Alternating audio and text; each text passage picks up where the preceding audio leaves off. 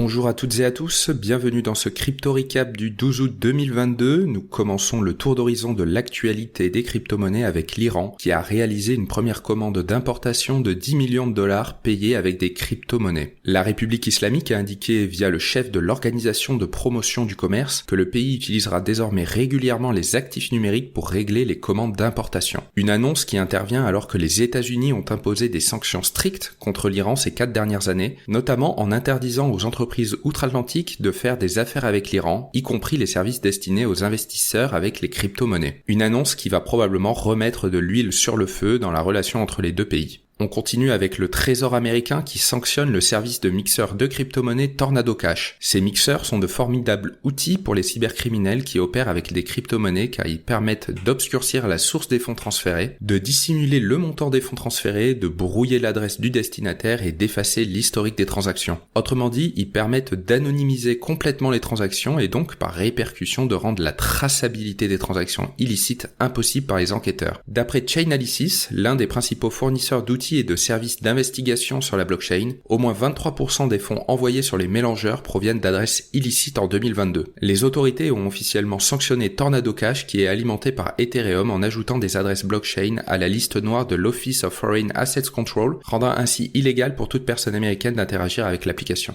BlackRock, qui a annoncé la semaine dernière avoir signé un partenariat avec Coinbase, vient de lancer un fonds d'investissement Spot Bitcoin Private Trust permettant aux institutionnels de s'exposer directement au Bitcoin. Dans un communiqué, le plus grand gestionnaire de fonds a mentionné que malgré la forte baisse du marché des actifs numériques, qu'il constatait toujours un intérêt substantiel de la part de certains clients institutionnels pour la manière d'accéder efficacement et à moindre coût à ces actifs en utilisant la technologie et les capacités des produits de BlackRock. Le géant américain semble définitivement accélérer dans la sphère crypto. Reddit, l'un des plus célèbres sites communautaires de discussion, débarque sur Arbitrum et s'associe à FTX. En s'associant avec Arbitrum, Reddit pourra déployer son programme de fidélité qu'elle propose aux internautes sur la blockchain et s'appuiera sur la plateforme FTX afin que les utilisateurs puissent échanger des Ethers. Cette initiative montre bien la volonté du site communautaire de faire partie des pionniers du Web3. Netflix, le célèbre service de streaming outre-Atlantique, a mis un pied dans le métaverse Decentraland. L'objectif de cette opération est d'un côté de promouvoir le film d'action The Gray Man, mettant en vedette Ryan Gosling et Chris Evans,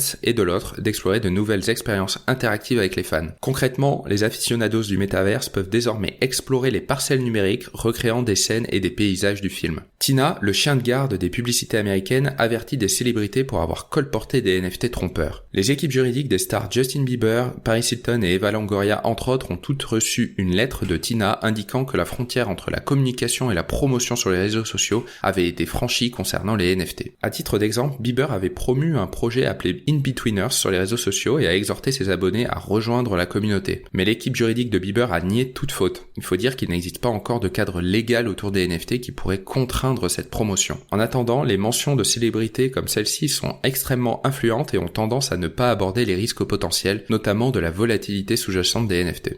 Ethereum se rapproche un peu plus de la migration de son modèle de consensus de preuve de travail vers la preuve d'enjeu. Pour faire simple, cette migration va complètement modifier la façon dont les mineurs valident et sécurisent les transactions, ce qui aura pour effet, en théorie, de réduire de 99% la consommation d'énergie des mineurs et d'augmenter drastiquement la vitesse de traitement des transactions. Autrement dit, Ethereum devrait devenir beaucoup plus séduisante pour les développeurs et les utilisateurs. Le dernier test expérimental de cette simulation de migration de consensus, appelé Goerli, a eu lieu hier et les développeurs ont indiqué que ce test s'est bien déroulé malgré quelques incidents non significatifs. La date indiquée pour la migration officielle et publique devrait avoir lieu le 19 septembre 2022, un événement appelé The Merge qui est très attendu par la communauté crypto. On termine ce crypto recap avec un événement lié au Metaverse qui va rentrer dans le livre Guinness des records du monde. Le 27 août, Mundo Crypto, un organisme de formation axé sur la cryptosphère, va accueillir plus de 30 000 participants au Palais des Sports de Madrid qui tenteront de battre le record du monde de personnes utilisant de la réalité virtuelle en simultané dans un même espace. Le précédent record s'établit à 1867 participants et a eu lieu en 2017, lorsque le métaverse n'était pas encore développé. Au programme de cet événement, zone de jeu, exposition de NFT, conférences et salles de formation. L'accès à cet événement appelé Metaverse Day est en plus gratuit et sera retransmis en direct dans plus de 100 pays. L'occasion pour les crypto-curieux de découvrir ces mondes immersifs 3.0 tout en participant à un nouveau record du monde.